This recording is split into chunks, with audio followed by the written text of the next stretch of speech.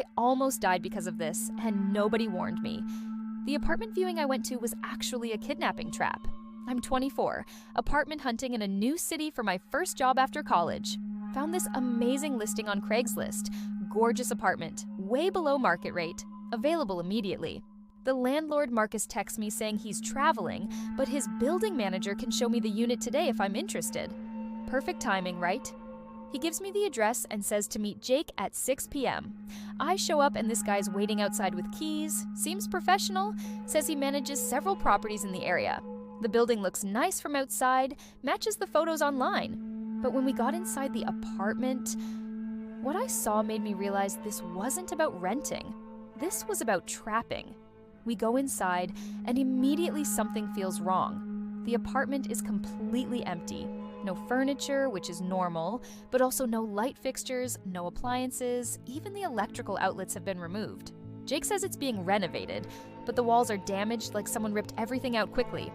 Red flag number 1, then I notice the windows are boarded up from the outside, which he explains as security measures. Red flag number 2, when I ask to see the bathroom, he gets defensive and says the plumbing isn't working yet. I start backing toward the door and realize he's positioned himself between me and the exit. That's when I heard voices coming from another room and realized we weren't alone in this empty apartment. I hear at least 2 other male voices from what sounds like the bedroom, talking in hushed tones.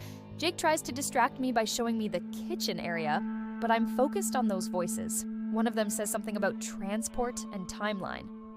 I tell Jake I need to leave to think about it, but he steps closer and says, "Actually, why don't you take a look at the bedroom first? The others want to meet you." Others? What others? That's when it clicks. This isn't a legitimate apartment showing. I start moving toward the door, and Jake grabs my arm saying, "Hold on, don't you want to see the rest of the place?" The voices from the bedroom are getting louder, and I hear footsteps approaching. I break free from Jake's grip and run toward the front door, but it's locked from the inside with a deadbolt that requires a key. I'm trapped. The 2 other men emerge from the bedroom, and one of them is holding rope and plastic zip ties. Jake drops the friendly landlord act and says, "You shouldn't have come alone." I start screaming and banging on the door as loud as I can. A neighbor must have heard because someone starts pounding on the door from outside, yelling that they're calling police. The 3 men panic, unlock the door, and I burst out past a confused elderly neighbor who probably saved my life.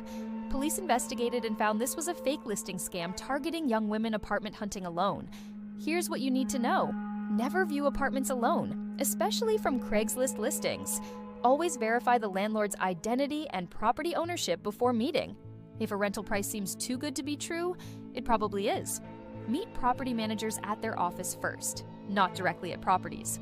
Trust your instincts if something feels wrong about a viewing. Tell someone exactly where you're going and when you'll be back. If windows are boarded or doors seem modified, leave immediately. How many of you have been to sketchy apartment viewings? Share below. These scams are targeting apartment hunters everywhere.